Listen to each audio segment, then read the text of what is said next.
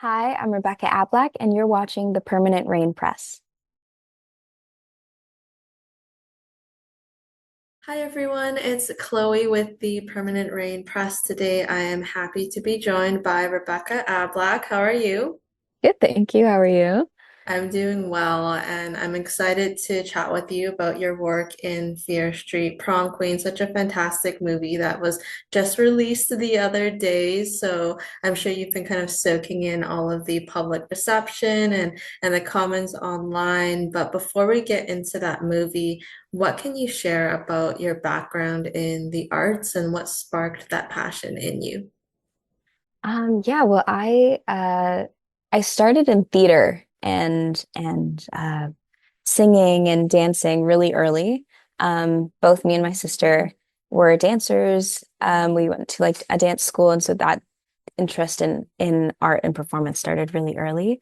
My brother is also an actor, and so he's been acting since he was a child, and that kind of made my family kind of familiar with with acting and theater and performance. Um, and yeah, I kind of started with it really young, and then I just stuck with it. I was really happy in it, and I guess I felt like fulfilled. I guess I felt like I was good at it as a child. And yeah, I just kept going with it basically.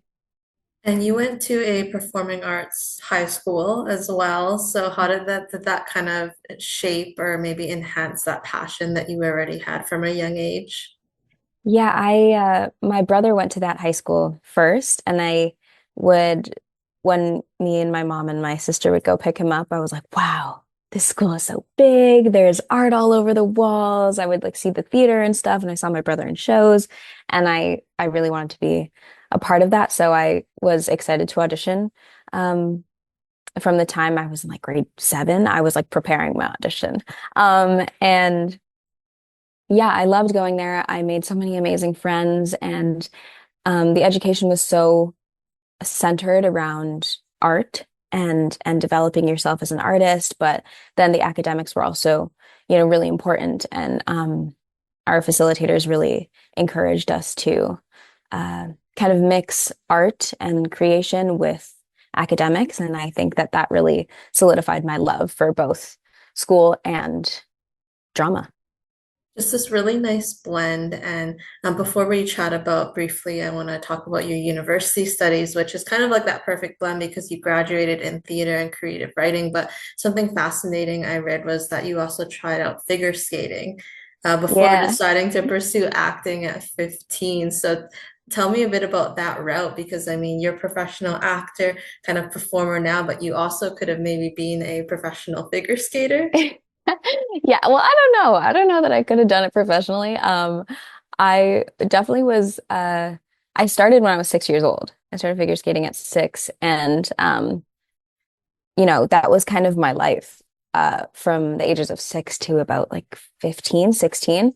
And my sister's life as well. We both figure skated, and my sister still figure skates to this day. And so she definitely had the athletic gene, and I definitely had the performance gene. I mean, she has them both, but I didn't have as much of the athletic gene. Um, and I think what I loved most about figure skating was the opportunity to like play a character and make people smile in the audience, and that was kind of my forte. Yeah, that was kind of what I was good at, and what I loved doing the most. And when I realized that I could be a performer without having to do this athleticism that I really didn't enjoy and I didn't feel I was very good at, I very quickly like moved into pursuing theater and film and TV and singing and all those different types of artistic pursuits.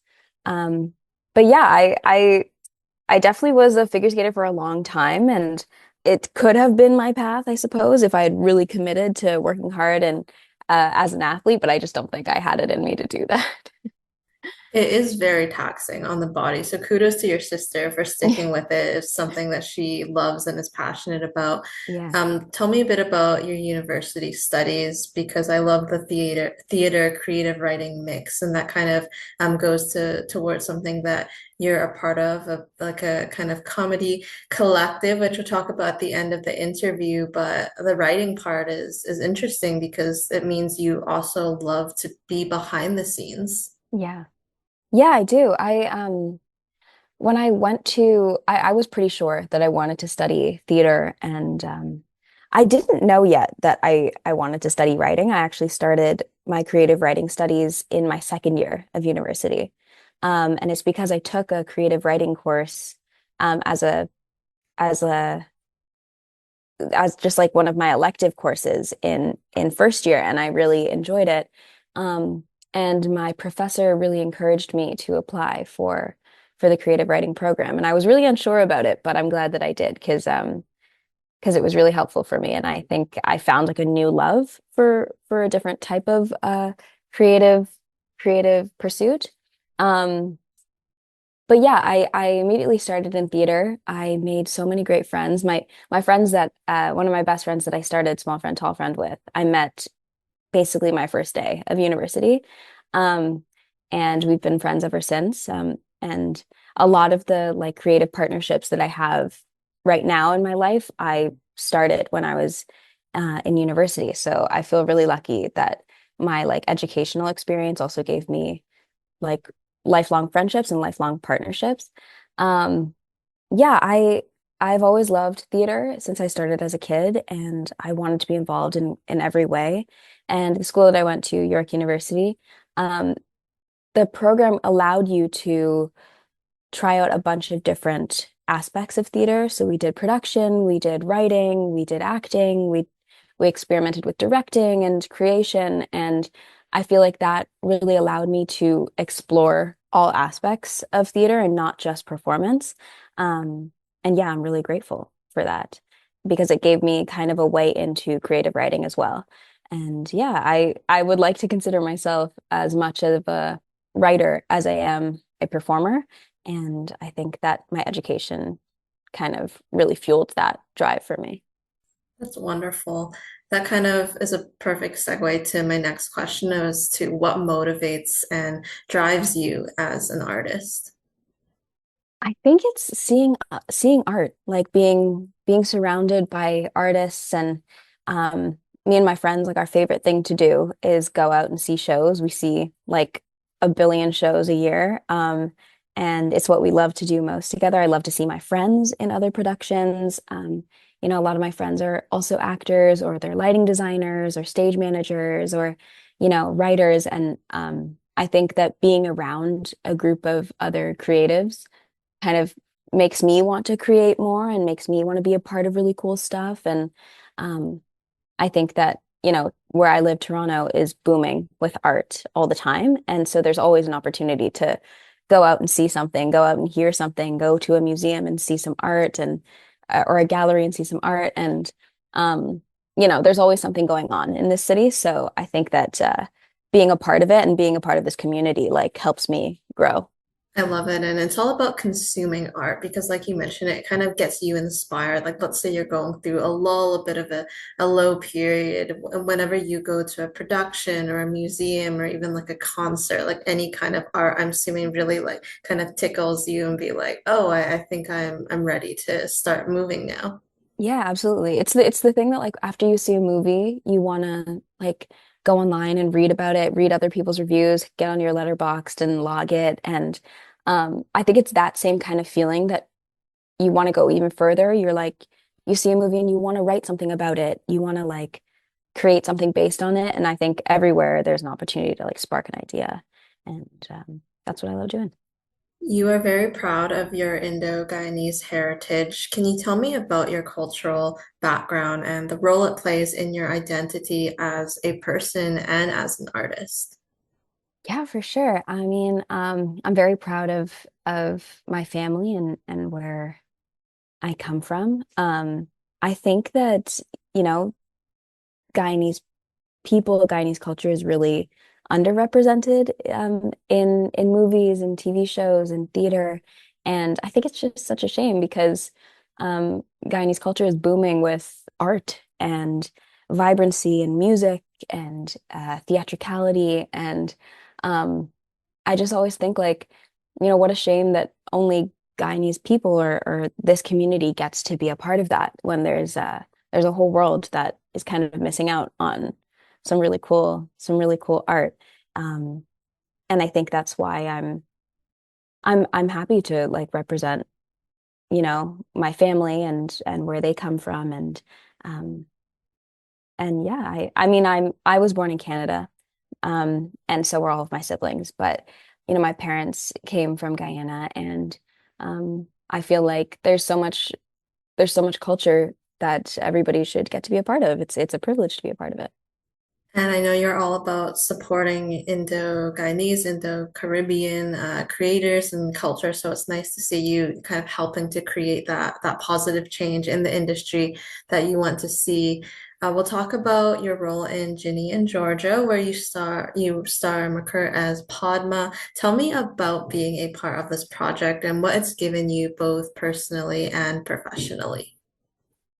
Wow, I it's been a long time since I started Ginny and Georgia or since I even auditioned. I was 18 years old when I auditioned. That was 2019, 2018. And I I was I think I was still in university and I was so excited to be like auditioning for things and going out for things, but I'd been doing it for a really long time. But Ginny and Georgia was one of the first roles that I ever had that like one of the first shows that I was on that I feel like really blew up.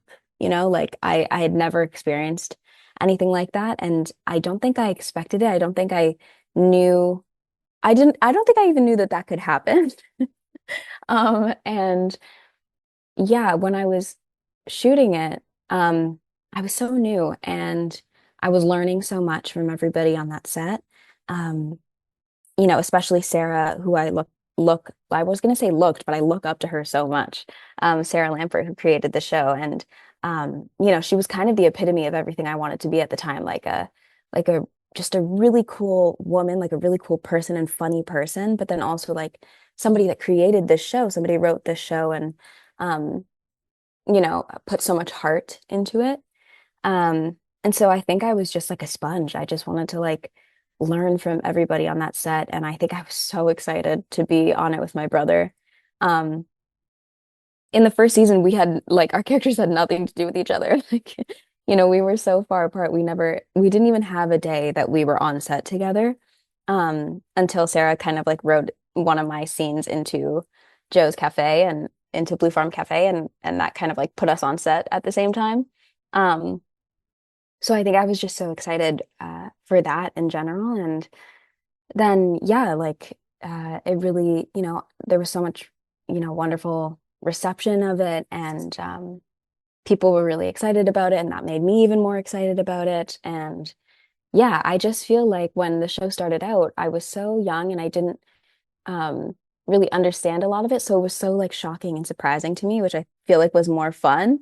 Um, yeah, and then, professionally, I feel like I got the opportunity to learn so much. And in a space where there was such a wonderful ensemble of actors and then an amazing crew and amazing creators. And it was a really safe space to kind of grow up. And I feel really grateful for that. How has it been playing Padma across two seasons so far? Like, what have you enjoyed about playing her and exploring those relationships, specifically opposite Felix as Marcus and Antonia as Ginny? Well, I mean, like two amazing actors that like again, like the opportunity to learn is right there when you're just like, I don't think that Felix or Tony thought they were teaching me anything. But and I don't know that in that moment I was thinking I was learning anything from them, but I think from, watching them like as a scene partner and then watching them on screen, I'm like, oh, I'm noticing like small little things that they're doing that make their character more real and relatable and um, understandable. And I think like that has helped me forever. I think being a scene partner is probably the best way to practice. getting to play Padma, she's a character that I feel like is really lovable. She kind of doesn't do anything wrong. She does like the opposite of what you think she's gonna do, or you think the way she would react based on how she's feeling, like she feels really deeply about her relationship with Marcus in the first season. And then in the second season, she's really affected by it, but she reacts with kindness in every way. And she kind of surprises me. It's really, you know, um it's very endearing to see that she doesn't have like a bad bone in her body. She wants to help everybody, and she understands that her own feelings have their own space and that other people are also going through other things. And it's a really like mature way to look at things when you're 16 years old. So I definitely really admire her. Um, and it's been really interesting to see the way people respond to her too. And some people think she's overreacting when it comes to Marcus, and some people think she's like too kind. Um, and I think when you're 16 and you have like a whatever, like a relationship like that you have with that Padma has with Marcus, I think it really messes you up, especially if you really care about that person. Um, so I kind of really I understand her, and I think she's a really sweet person, and I kind of just look up to her. I admire her in that way. I do love that trait that you referenced earlier about, the mature way she handles things. But like you mentioned, she's 16, you are around 25 now. So it's like transporting you back to this time where you put so much of, your energy and your time into something that of course you're going to react naturally and it's going to be raw at times. What can you say about the fans of the show? I know you mentioned it being like the first project you were a part of that kind of blew up. But how about the love that they have shown you and the entire team?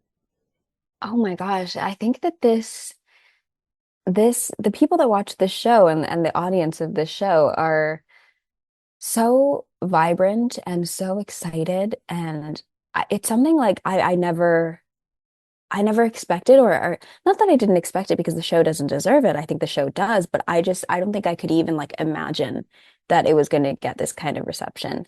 And people are so invested and so like they pay such close attention to every aspect of the show, which I think is so necessary because, you're watching Georgia, this like incredibly complex character interacting with Ginny, who's like so relatable and, you know, so again, also complex. And I think it requires a lot of attention. I think any mother-daughter relationship is can be really strenuous, but also really beautiful. And I think there's so many layers to it.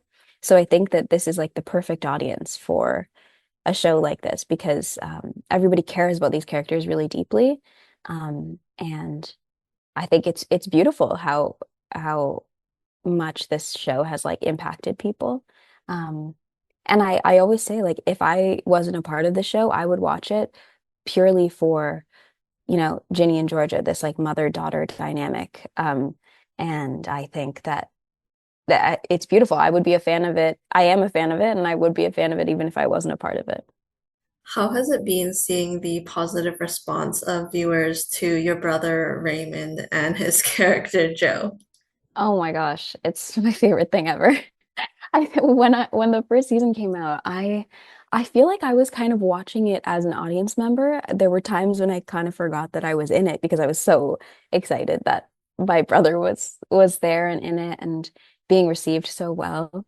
Um, yeah, I'm his biggest fan. I had to like go in and kind of like edit back in the day when I had Twitter. Like I had to like edit a bunch of my tweets because I was just retweeting like all this stuff about Joe. I was so excited. Like, I was excited that other people were excited, and it made me feel like, oh my gosh, we're all in on it together because, they're just as excited as I am. And, I think my brother is fantastic. He, especially in the first season, he was really like critical of himself, and, nobody understood it because we all thought he was so amazing. And so it makes me really happy to see people celebrating him as much as he deserves to be celebrated. I hope that he is a bit better now with his performance. I feel like naturally you're your own worst critic as an artist, right? Yeah. What can you tease about season three and how it has elevated the story and the characters that we know and love? Well, I think season three is really intense. You know what I mean? The characters are the stakes have literally never been higher. For Ginny and Georgia, they're in really like difficult parts of their lives. And I think what makes the season so exciting is that you're kind of always on edge. You don't really know what's going to happen next, and there's a lot of twists and turns, and um, you know, you get to see these characters that you love at such a point of, you know, difficulty and challenge, and their stakes are really high, and you kind of don't know whether they're going to make it out of the situation that they're in. And I think I was definitely on the edge of my seat. And so I think audience members are really going to be excited about the season. I feel like the show has always had like kind of these dark undertones, but like seeing the trailer and like you said, seeing the stakes being so high, it was really exciting. And I know a lot of people are really fascinated to see it. And it's been almost 2.5 years since season two. It's been a long time. So a lot of Mhm. growth within that period as well for all of you. Yeah. Yeah, I know. It's a long time for the actors, but it's also a long time for the characters. They there's a lot gone on in that short span of like it's been maybe a year for us, but it's been like 2 days for Ginny. So, it's a although it feels long for us, it's been a really short time for them, but there's so much that's gone on for them. So it's nice that we're picking up where we left off. We will get into your current project, Fear Street Prom Queen, where you star as Debbie Winters. First off, what was your familiarity with R.L. Stein's book series, as well as the 2021 film series, and what made you excited about joining this project? Well, when I was younger, me and my brother had like a collection of Goosebumps books. And they were really scary. I'm not good with anything scary. So it definitely was tough for me, but we definitely had a lot and I was a fan of a lot of the books and the series. We watched the series as well. But I hadn't read any of the Fear Street books at the time. And I had seen the movies. I'd seen a few of the movies, and I think I watched one more right before we started filming. Um, and again, those were things that I was kind of forced into. I am not good with horror, and I hate to watch like gore, or not hate, but I'm not good with like I'm like this, you know what I mean? Like I'm not a huge fan of it. But I was a fan of the movies and the stories, and a huge fan of R.L. Stine. So yeah. So what was that reaction when the audition came through? Because like you mentioned, you're not a big fan of gore, at least it makes you squeamish. So being a part of it, like what made you say, okay, I'm gonna go out for it. I'm gonna have to kind of suck it up and just go for it. Well, you know what? Like, I think I'm not a huge fan of watching it, but I think as an actor, it's kind of it's really exciting to be a part of a horror. Um, when else do you get to like scream and cry and like have blood all over you or even be killed with blood or, who knows? Like, there's so much like uh things that you can't predict in a horror, and I think that's what makes it really exciting and juicy. Um, and so I was really excited. I didn't audition for Debbie first. But when I read the script, I was like, wow, all of these characters are so, you know, they're so interesting. They have such like deep um thought behind them, and the writing is just amazing. And I noticed that that was similar with the other movies in the trilogy, is that all of the characters, all ensemble characters had, a storyline. And I think that's what makes the movie overall so detailed and so like exciting. So I was really excited to audition, and I felt that with Debbie, there was like a fun, it was fun to play so like evil and nasty. Like it's kind of like a release of all of your inhibitions that are telling you like obviously I would never say this. I would never say something so like heinous. But getting to be Debbie is like you get to be so evil and I had this like I had so much fun playing with it. I did the self-tape audition with one of my best friends who's also a part of Small Friend Tall Friend, and we were like laughing the whole time because it was so fun to play these characters. And yeah, I think I was just really excited to be a part of this. Like I when I got the email, I like screamed in my car. I was like, oh, this is gonna be so fun. Like I can't wait to be a part of this. And getting to tap into like any kind of maybe a tad mean bone in your body as well is Mm. probably like you mentioned. I mean, it's fun. You just have to have fun with it. Yeah. Can you share details on any backstory you imagined or created for Debbie that we don't see on screen, but specifically with respect to her upbringing, her parents, her childhood that helped shape who she is? hmm Yeah, I think one of the main things that I kind of always kept in mind was that for me, Debbie has always been friends with Tiffany. Like I imagined that they met in preschool, they met in kindergarten or you know what I mean? Or even I don't know why I thought this. Well, I do know why, but like this was kind of just something that like echoed in my head all the time was that Tiffany and Debbie met in like a dance class, like one of those preschool dance classes. And that's why they like love making dances up and they perform one at the prom and you know what I mean? Like they met in their dance class. And I think I might have thought that because I did those preschool dance classes when I was a kid. And there were like girl groups in that class when we were maybe like 4 or 5 that I wasn't a part of. And I was like, those girls seem so cool. And you know, they were kind of like mean without knowing they were mean because they were literally 4. But like I think that I kind of associated Debbie with those people from my real life. And yeah, I think that it gave Debbie more of a backstory because it explains why she's so angry at Melissa and so jealous of Melissa. It's because she feels like she was always there for Tiffany. She's been there since the beginning, and now why is Melissa there? And why is Melissa kind of taking over that spot? And Debbie feels really jaded. I think she knows way more about Tiffany than any of the other girls do. And so she feels like she deserves that number 2 spot, like she's entitled to it. And I think that's what makes her even more angry. Um, and I tried to kind of keep that look of like jealousy and resentment in the back of Debbie's eyes kind of at all times. Like she's trying really hard to please, but she's really upset. She's really angry behind all of it. I think it's always so valuable to create that history because as a viewer, you're thinking like, okay, we only meet them in like high school, but you're thinking that it's deeper rooted, right? Like you hmm mentioned, you think it's maybe when they were children that they met.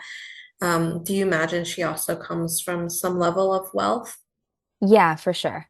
I think you know, with that backstory of like starting in dance, I think, you know, her I imagined Debbie kind of in the same situation as Tiffany with parents that were also like the it girl and it boy of their high school and you know, I feel like Shady Side is a town where money may not be like readily available to everybody. You know, I think that's more of like a Sunnyvale kind of thing.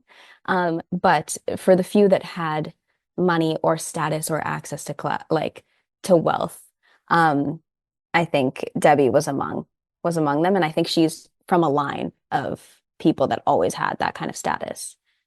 There's definitely an amount of like expectation and maybe overbearing prestige that comes with it as well.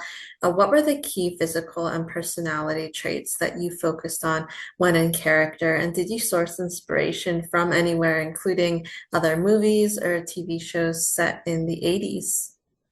Yeah, for sure. I like I said, I definitely it was about the eyes for me. Even in my audition, like I I definitely had my camera a little bit closer to my face than usual, just because I feel like Debbie, like said in the script, she's the gossip, she's the mouthpiece. and so she talks a lot.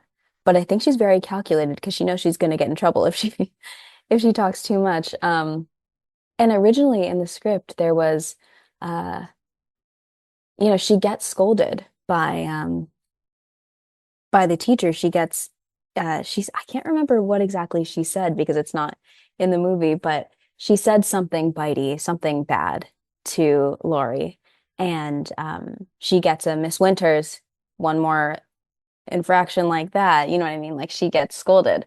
So I think she's very calculated. She knows, not to speak too loud, but she knows exactly what to say. And so I kind of focused on the eyes a lot for having that like vicious, almost wolf-like look in her eyes. And then I think for voice, something I thought about a lot, and this is not an 80s character, but Santana from Glee has a very like matter of fact uh way of doing things. And there's so many instances. There's specifically Mike Leaks out there will get this one. But when she's talking to Kurt about when after Kurt tells her that she probably shouldn't get married to Brittany, and then she goes off on Kurt about his relationship with Blaine. I think we know. I think we know the scene. I think I referenced that a lot because she doesn't even it's not even like apparent to her that she's being mean. She's just saying what is on her mind. And you can just tell that she had this like vicious monologue happening in her head. And so I kind of, really grabbed onto that for Debbie. And then when it comes to like thinking about 80s characters that were mean and evil, I really referenced Heather's a lot, especially because the Wolfpack is so reminiscent of Heather's. Um, and those girls kind of have the same kind of bloodthirsty nature and obsessive nature. Um, and they all kind of want to be the same person, and it's all Tiffany. So I definitely picked a lot of inspiration from them. I think those are really good parallels and inspirations to draw from. And I know you touched on Debbie's relationship with Tiffany, in terms of being a member of the Wolf Pack, but how long did you ever kind of get together with the other girls and think about when Melissa and Linda joined in and when they were all considered to be one unit? Mm. I think that the way we kind of thought about it was that Melissa was not a part of the group until high school or until later in high school, and that Melissa might have even been friends with Lori in middle school. And that was something that Ella had mentioned, and I was like, oh, that definitely makes a lot of sense. And I think I kind of grabbed onto that narrative too. And then with Linda, I want to believe that they have known Linda for a long time, but she's only been a part of the Wolf Pack maybe since high school because she's the straight A student. She's sweet and she's kind and teachers like her and the staff likes her and other students like her. So she kind of has that all-American classic popular girl charm. And I think they grabbed onto her for that because probably they can get good grades off of her. And these girls are smart and they as much as they're concerned about popularity, they're also concerned about power. And I think that they all kind of want to get out of Shady Side eventually. And yeah, I think that this group kind of formed in high school and then clung to each other for the power and the status and the protection that it gave them. That's a really good assessment. And I spoke with Elan the other day, and she mentioned the same thing. Like, you don't see her bow at Tiffany's feet like the others. So she definitely doesn't have like that same, oh, I have to be Tiffany. Like, she wants to be Hmm. more of herself. So in terms of, Debbie becoming disillusioned by her favoritism of Melissa, we see that start to crack. So was it fun to kind of tap into that? Like annoyance that she felt, especially like it started kind of early on actually in the movie, but it had been brewing for some time, I'm sure, for the character. Oh yeah. I think that was like my favorite thing to play in the movie. It's kind of silent. You know what I mean? She doesn't outwardly say that she's jealous of Melissa until the prom when the two of them go off dancing without her and she like voices this to Judd, who's kind of her only like escape from pretending. You know what I mean? And but it was so fun to play because there was a comedic element to being angry with Melissa and kind of beefing with her. Um, Even though it's really bubbling up for, for Debbie. And I think like me and Ella playing the like, ugh, eye roll and oh my God, she's trying to get in front of me in this line. And oh my God, she's closer to Tiffany than I am. Like, like that kind of play that was all silent. It wasn't voiced. There was no line. There's no dialogue to explain that. But it's just we got to play silently, kind of improv our little beef with each other. I think that was so much fun for me. And I watched the movie once with India and David, and I think I didn't kind of clock that because I was paying attention to everything in the movie. And then the second time we all watched it at a screening, I was like, "Oh, it's so fun!" Like what me and Ella did, and what I felt, what I was having so much fun with on set, like really shows on screen. And I love being like a scene partner with Ella. She's, I feel like the two of us can joke around together, and we really kind of get each other. So, yeah, that was definitely one of my favorite parts of filming. I think also when you're 16, you don't always voice your opinions and what you're feeling. Like a lot of it is that kind of internalized reaction. So it was Hmm. very accurate and I could see it come through. So you two were great to have like playing opposite each other. Can you take me through filming one of the opening scenes when Megan uses the fake cleaver in class? How was that to shoot with like the ensemble? I think it was like the only time we actually see you in class during like the Yeah, movie, and that kind of I set know. the tone for the rest of the film. Oh yeah, I know. I mean, for a movie that takes place in high school, we don't really go to a lot of classes. Um, I feel like that happens with a lot of high school shows and movies. Um, but yeah, that was our first day. Um, we shot that. We did a rehearsal for that scene actually. So the first day we all kind of met each other and got to talk to each other was the rehearsal for that scene. And Matt, our director, was honestly genius for having us have a rehearsal for that because, it was a smaller stunt, Megan cleavering her hand off. But it was so awesome to see a rehearsal of it because we all kind of got an idea of what all of the, you know, death scenes or chase scenes or stunt scenes were going to look like. And it was the first time we were all together and the ensembles playing off each other the entire scene. Um, and so it was really awesome for us to get to practice it. And it gave all of us also an opportunity to get to know each other as friends too. And that kind of deepened the performances. Um, and so the shoot of it that first day, I remember being not nervous because we had rehearsed it the day before and we kind of all knew exactly what we were doing. And then there was so much room to play. Like the when Dakota vomits or Bobby vomits after seeing the cleaver, that wasn't originally a thing, or we didn't rehearse that. That was just kind of like a Matt was like, this would be so funny, and then added it in. And so I think me getting to see that kind of direction where Matt was watching and really paying attention and seeing like what would be funnier and what would make this moment even juicier and what would make it better. Like I think that was really inspiring for me. Um, and yeah, I just loved that we all got to be together. That was one of the first times we all got to be together and like become friends and get to know each other. And um, I had so much fun filming that. And then the, I think seeing the stunt of it all, like the blood and how it was all done, and Susie's performance specifically, like she's incredible. She's just like, her scream is just forever going to be like implanted in my mind. I don't think I'll ever be able to get rid of it because it's so blood curdling. Um, and yeah, I was really lucky because I got to sit right behind her in that scene, so I got to watch it really like like close up.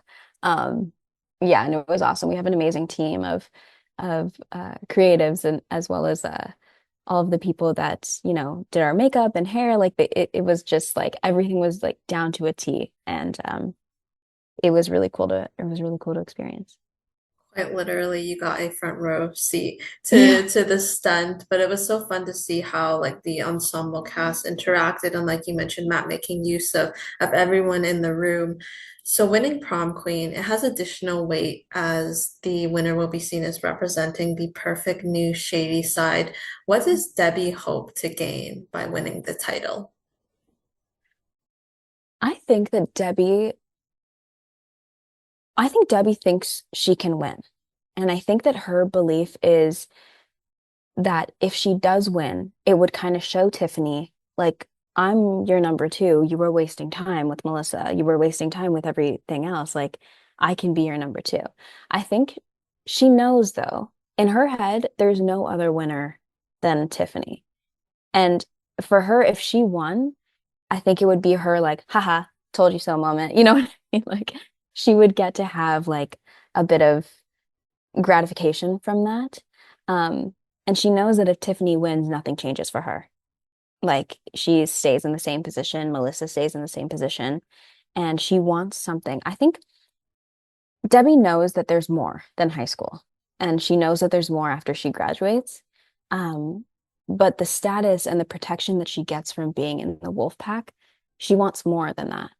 And I think it's the kind of thing where when you're in high school, you don't really understand what more there could be. Like you're thinking like, well, I'm gonna go to college and then I'm gonna get a job and whatever. You don't know that there's more to life than these three girls that you know in high school. And she, I think her future in her own imagination has more to do with these girls than it has to do with her own life. And so I think she wants the gratification of winning prom queen at this high school in front of Tiffany and like being that girl in the wolf pack, um, more than she really thinks about her future. And it's kind of sad when you think about it, but at 16, you don't always think, oh, there's more out there. Like you think that your popularity or status at school will carry over, past Hmm. high school, which is very often not the case. But Oh, yeah. how was that prom queen entrance dance to choreograph, rehearse, and film with the girls? Because that was quite Oh. an entrance. Yeah. Yeah, it definitely was. I think when I read the script and I saw that dancing, I was like, I mean, yeah, I guess they would do that. Like these girls are the type to do that. When we when I did the one of my first fittings and we put on that American flag leotard, I was like, wow, this is really something. I think you don't expect all that. We one of the first time I ever met Elan and Fina was in our rehearsal for the dance.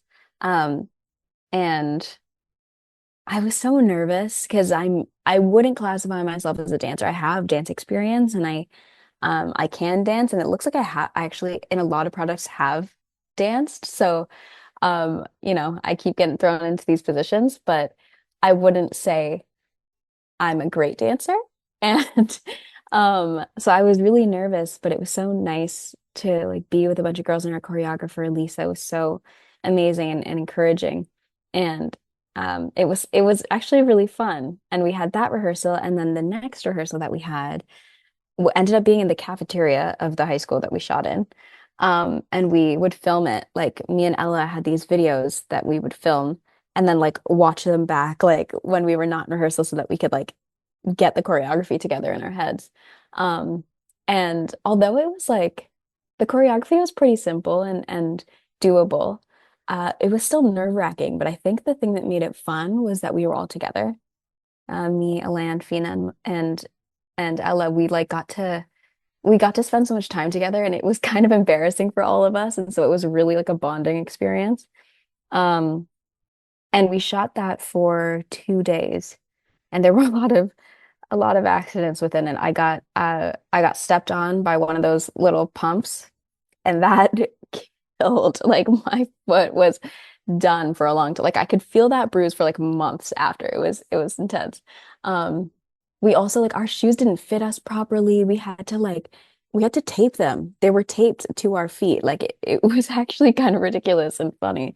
Um, but yeah, we had a really supportive team and it was nice to be all together. And honestly, in the end, like it ended up looking like really, really good. Not that I didn't think it would, but it looked better than I expected. And yeah, I feel really lucky that we got to have that experience together. As difficult and maybe embarrassing as we felt it was in the moment, it actually ended up being awesome, and I had a really great time.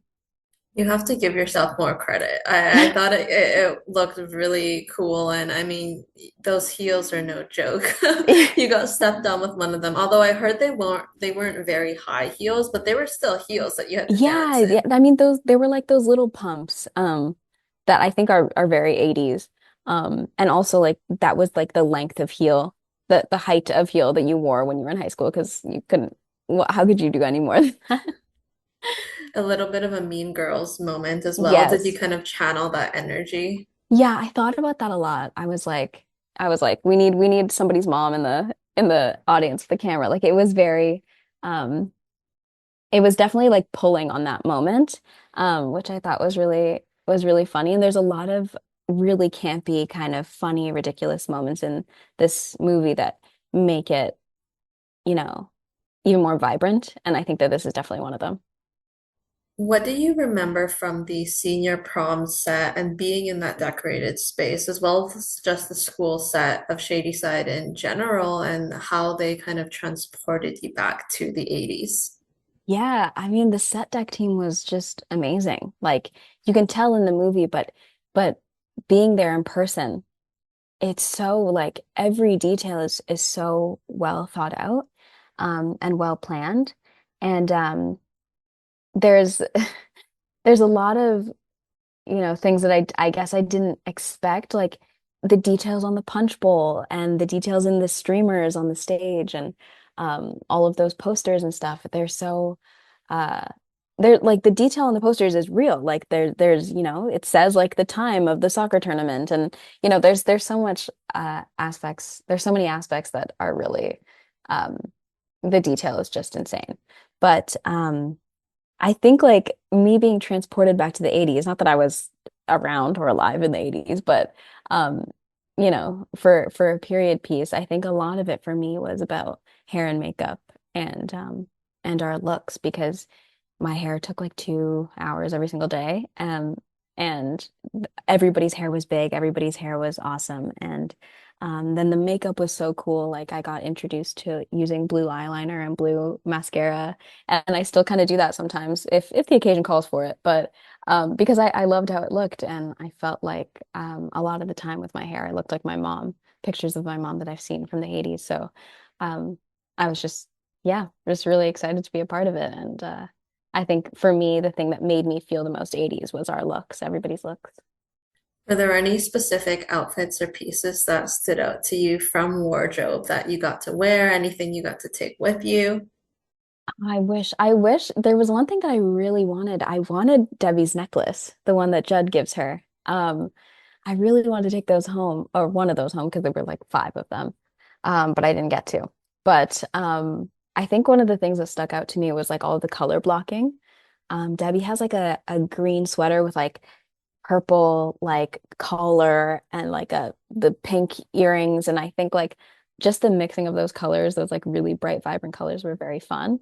Um, and when I was younger, like all I wanted to wear was color, and now I kind of don't do that. So I'm like, I feel like it took me back a little bit to the kind of stuff I used to be drawn to.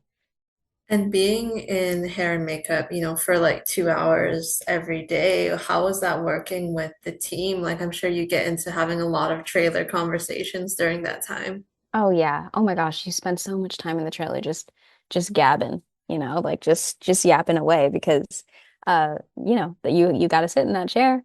Um the team was so amazing. I really, really loved the hair and makeup team. Everybody did. They were so wonderful to us, very patient with us, and really took our opinions seriously. And like at first, Debbie had for her prom look had like a whole updo. It was like a high pony. Um, but as soon as we started shooting the dance scene, my head was killing from all of the moving around and that high pony, and my hair is really heavy. So, I told my hairstylist Tamara, I was like, this is really painful. And she was like, immediately, let's take it out. Let's just take it out. I don't want you to be in pain. You got to shoot like this for the next month and a bit. So let's just do what's most comfortable. And I really appreciated that because sometimes it is you have to do what you have to do for the look, and beauty is pain. But I felt really grateful that she took my well-being into account and really was just willing to drop it as soon as I said that I was in pain. So yeah, the team was really awesome. I love that they took your beauty and your the pain level into consideration, and you ended up Yeah. having like a bit of a half updo Yeah. with the hair. So I'm sure that was a lot more comfortable for Oh you. yeah. And we are discussing spoilers, so we will talk about Debbie's death scene. Tell me about your initial reaction when you read how she would be going, and then through filming of that electrocution. Well, when I read the script, I was so excited because I was like, this is like a unique death. Like, nobody else does like this. And it's also like a unique way to die, just in general. I don't know how often that happens. So I was really excited when I read it. And shooting it was another challenge because I kind of was like, what do people look like when they get electrocuted? I actually don't know. And I did some Googling of like, different scenes from movies, like death or electrocution scenes from movies. And the only one I could really find was the one from Home Alone where Marv gets electrocuted. And I was like, that's maybe not a good reference point because I don't think that's pretty really realistic. Not that, not that getting electrocuted is, or maybe it is, I don't know. But I definitely didn't find a lot of references. So on the day, talking to Matt, I was like, well, what do you think is smartest? Like what I'm looking into is kind of like, well, I'm guessing I'm gonna just be like shaking and whatever, but I don't think I'll be making very many sounds because I don't think the body does that. But and so then me and him started Googling scenes like on YouTube. And I thought that was really funny. Um, but yeah, I think like shooting the death scene for me was really interesting. There were real sparks in the room when I was shooting my death scene, and I was actually very scared about that. But the team was so wonderful and reassured me and ran a lot of like tests and stuff for me. Um, but still, it's scary to have like live sparks in front of you and very, very close to you. I think what was even maybe tougher for me was shooting. I don't know if I'm allowed to say this. Shooting scene. Judd's scene, right? Okay. Um, yeah, because, you know, it takes like we had to stop in between his scene and my scene. And so it kind of takes a lot, when he falls in front of me, after I shot like in the shooting of his scene, I am actually panicked and hyperventilating and scared and kind of screaming. And then, we take a break and we come back the next day and we shoot my death scene. So it takes a lot to get back into that feeling and into that scream and into that panic. Um, and so like right before every single take, I'd be standing there kind of like in that same position that I was in the day before, just like breathing heavily and kind of screaming to myself. And the cameras are not rolling, but I'm just trying to get back to what I originally felt like. And I think I didn't expect I guess I didn't anticipate that that would be what I needed to do. And yeah, I guess that's one of the other things that they don't tell you about a horror movie is it's like it's hard to replicate the same kind of fear that you had while you were shooting it the first time to do it again and again. Um, yeah, but it was challenging and it was also so fun. I felt in the moment that I was like, wow, when's the next time I'll get to do something like this? Like this is kind of a once in a lifetime experience. And yeah, it was really fun. Definitely those heightened emotions because like you mentioned with Judd, like he is graphically killed in front of Debbie and then having to circle back the next day and revisit that. What do you think Debbie was thinking about in her final moments? I mean, I could tell you what I was thinking about while I was shooting it. Not to get hit by the pyro and the sparks. Yeah, basically, be aware of where those sparks are coming out of. No, but I think in the moment where the killer is approaching her, all I was thinking as Debbie was, how can I get out of this? Like, where can I go? What can I do? Like, what's in the room that I can like use to get out of this? Like, what do I do? I think she was really trapped, right? When Judd was getting killed, he was holding on to her. I think what Debbie wanted to do was run away, but couldn't. And then when Judd is dead in front of her, she's like, "Oh my God." I don't even think she even really considers Judd. I think in my head it was just like, how can I get out of here? He's already dead. You know what I mean? Like, um, it definitely was like a panic of like, what do I do? And then when she gets cornered, for me, it was kind of like, well, I'm done. What do I do? And now all she's focusing on is that chainsaw, that's in his hand. She's just focused on that. I don't think she was anticipating getting electrocuted. It was very shocking. Like, I didn't even intend to do that. But, she wasn't anticipating that and she didn't see it coming, but she was focused on that chainsaw and like how to get away from that chainsaw. But she felt very, very desperate, very trapped. I think she felt very doomed in that moment. But I was definitely thinking there's sparks going to come out of that thing in a second and I have to get my feet away from that. So that's what Becky was thinking in the moment. It's such a harrowing feeling, I'm sure, to, feel like, this is the end. Like there's really no way out of it. But I'm glad that there was safety precautions on set for you, Oh and yeah. luckily you did not get hit by any of those sparks.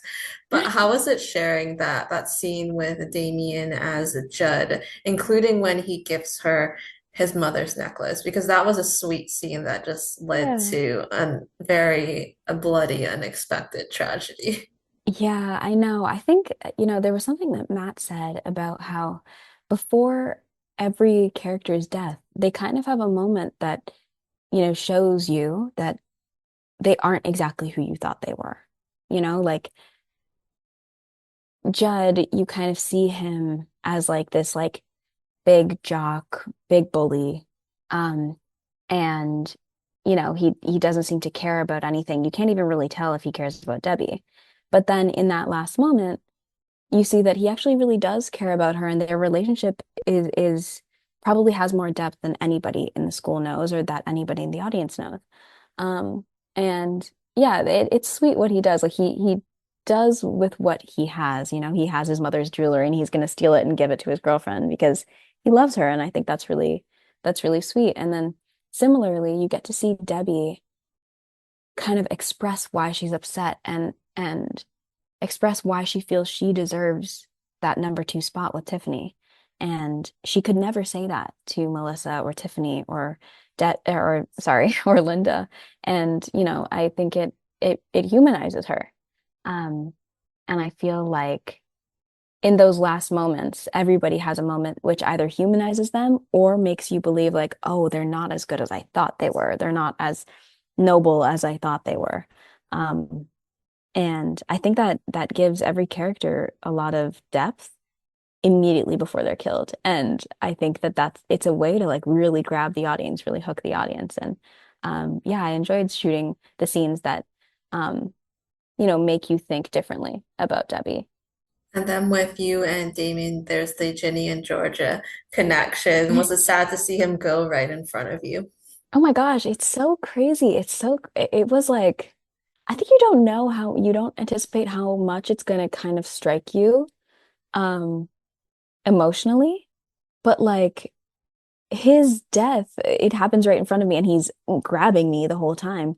And as much as like I, as Debbie, feel trapped, I'm also like, oh my God, this is like horrifying and traumatizing.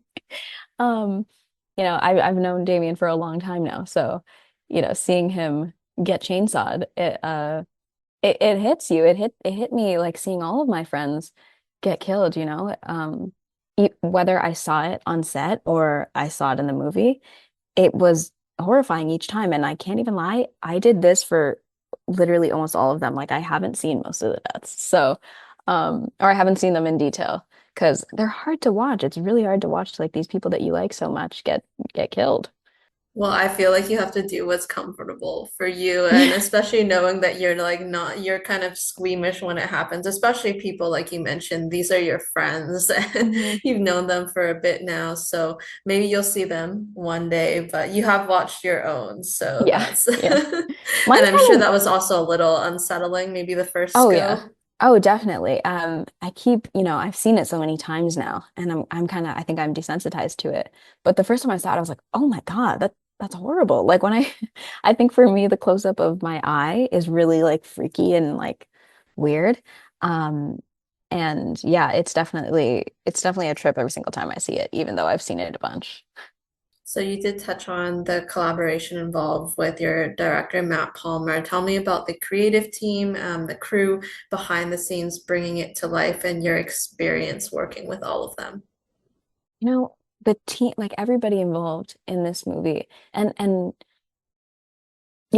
everybody that put their kind of heart and passion into it, I think it really shows because I'm thinking even like the artistry of the prosthetics team, the hair and makeup team who like they had, so much research gone into these looks and what the 80s really looked like and specifically teenagers in the 80s.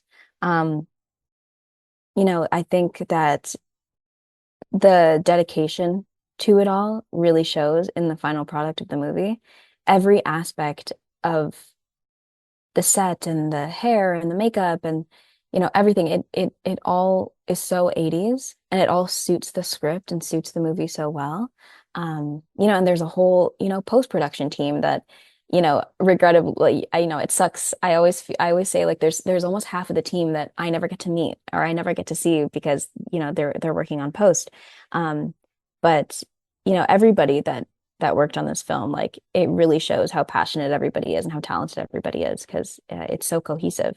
And the poster art for this movie was just incredible. I know that some of it was inspired by the Prom Queen novel, R.L. Stein's, and you getting to do the shoots and then seeing it come to life in the posters, much as must have been really fun as well. Yeah, it was. I think that one of those first posters that of India and Fina, that was like it looked exactly like the R.L. Stein Prom Queen cover. I think I was just so wowed. I was like, wow, this really does look like the book, and it kind of just made the whole experience kind of real for me. I was like, oh wow, this is gonna come out and people are gonna see it, and you know, people that were fans and have read the book, they get a whole new experience, and I think that's so exciting. I'm a big fan of book to film adaptations, and um, I'm really glad that the audience gets to experience that too. What can you say about the cast that you worked with, and can you share a favorite memory you have from set, offset, just being together? Yeah, I'm really lucky. I've I've made some really amazing friends on this set, and it was so much fun shooting. I think when you get to be on set with like a bunch of other people that are, you know, all in an ensemble and we're all kind of around the same age, and I think that's what makes it so much fun. We're all together all the time, and I got really, really lucky with like such an amazing group. One of my favorite memories is we shot we shot this movie in Hamilton, Ontario, which I personally love. And I'm a big advocate for Hamilton, Ontario. And we went to this cafe called Ark and Anchor. It was really close to our hotel. And there was one morning, it was one of our last mornings where me, Ella, Fina, India, we were all sitting there for breakfast and coffee. And we were writing a bunch of like thank you cards for our wrap day.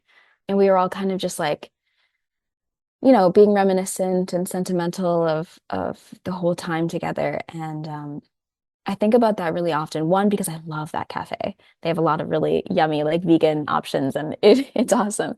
But also because it was kind of like, oh man, like the experience is almost over, and when am I going to see a lot of my friends again? And yeah, it was just I'm a really sentimental person, and so I hold that really near and dear to my heart. And I have every single card that I was gifted by every single one of my castmates, and yeah, I miss them every time I'm not with them, and I think really fondly about our filming and yeah. Always nice to reflect on, the memories that really made the experience what it was. And you did get to reunite with a lot of them at the premiere event like the other weekend. So that must have Mhm. been such a special time for you. Oh, it was so nice. It's like it was so much fun. One, because like, oh wow, it's like this thing that we all worked on is coming out and people are so excited about it. But for me, it was the most fun because it's like, oh, all my friends are gonna be there. It's gonna be so fun. It's like actual prom because we're, I get to go to this event with my friends and yeah. What message do you have for fans of Fear Street and what you hope viewers ultimately take away from the movie? I think that one of my favorite themes in this movie is that people are not what you think they are. And it's really easy to make quick judgments about people. Um, it's really easy to put people in a box, but nobody at that age, at the sweet age of 16 is exactly who you think they are. And being a teenage girl is just as scary as being chased with a knife. Um, and it's hard to not make assumptions about people, but I think if you can put that aside and kind of let people show you who they are, um, it's a more fruitful experience. Great words, and I know there's already a lot of built-in fan support as well. There's an account like Fear Street Digitals, and they've been updating about the cast and what's going on since like the movie was announced. So it must Yeah. be unreal to finally be able to share it with the world. Yeah. Yeah, it is. I'm really happy to see everybody so excited and the Fear Street fans to like have another addition to the series. Tell me about your theater collective, Small Friend, Tall Friend, and what it's been like working in comedy with your friends. It's the best. Zoe and I started Small Friend Tall Friend in 2022, and we did the Toronto Fringe Festival and the Hamilton Fringe Festival, and we've been performing ever since and doing a bunch of different festivals, and we've performed all over Toronto, and we just performed in Montreal as well. It's the most fulfilling experience for me to get to write comedy and perform comedy with my best friends, and I feel really lucky that I met these people in university and they've been, really important people in my life. And they're also so talented writers, actors, directors, like really brilliant artists that I'm inspired by every single day. And yeah, they also push me. It's hard to keep up with your art when you don't really have a deadline. So when you're creating the deadlines, you're creating the project. So, Zoe and our other friend David, who's also in the troupe, they keep me really motivated and they really inspire me to write and create. And yeah, I think that they are the funniest people I know. And so it's like an honor to be in a troupe with them. What's really cool is you mentioned, performing at Fringe Fest, comedy festivals, but it's not just like you're doing all of it really. You're doing sketch songs, improv, you're writing the shows. So is it always very collaborative between all of you? Yeah, it definitely is. We studied, me, David, and Zoe studied devised theater in university. And so that was a really collaborative experience. And our background in this like collaborative creation kind of fueled the way we run the troupe. Um, and yeah, I mean, our sketches are kind of written by everybody. Every time I write a sketch, I open it to the group because it can only get funnier with everybody else's edits. And so it's the same kind of thing. David and I have written sketches together. Zoe and I write a lot of sketches together. Um, yeah, it's a lot of fun, and I think the fact that it's collaborative makes it really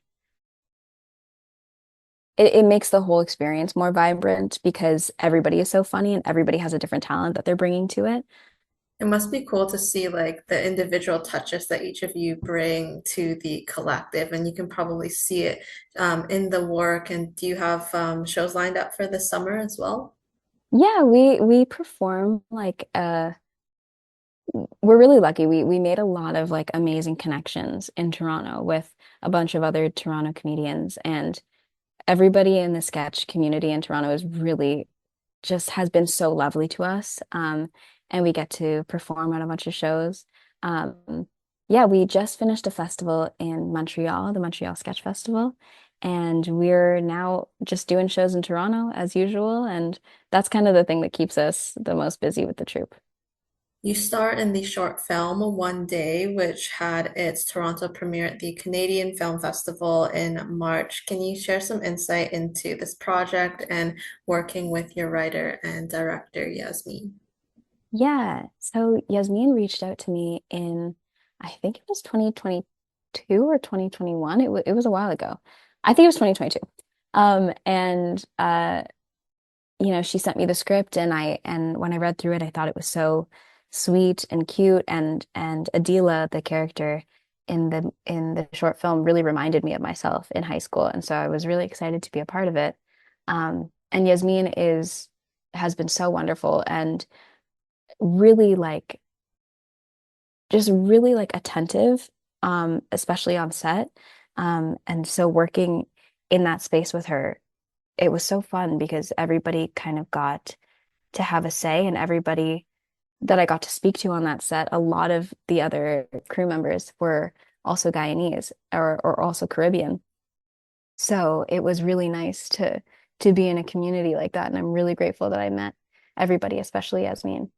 Um, and yeah, that was like a really fun summer shooting that short film, and getting to go around Toronto and shoot it. It was a wonderful experience.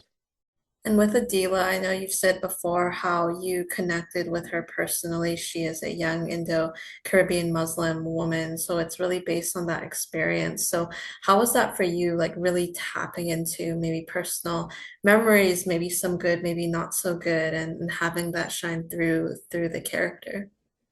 Yeah, I've said this about Adila, but and about a lot of characters that I've played that are teenagers.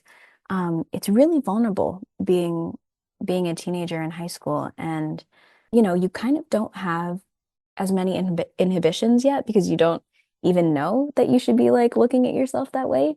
And so Adila, she has so much to say, and she feels so conflicted about a lot of things in her life. She wants to please almost everybody in her life, but she has, her own dreams. She's a big dreamer. And I think that's what I really admired about her is when I was in high school, I had so much to say, and I thought that all of it was important.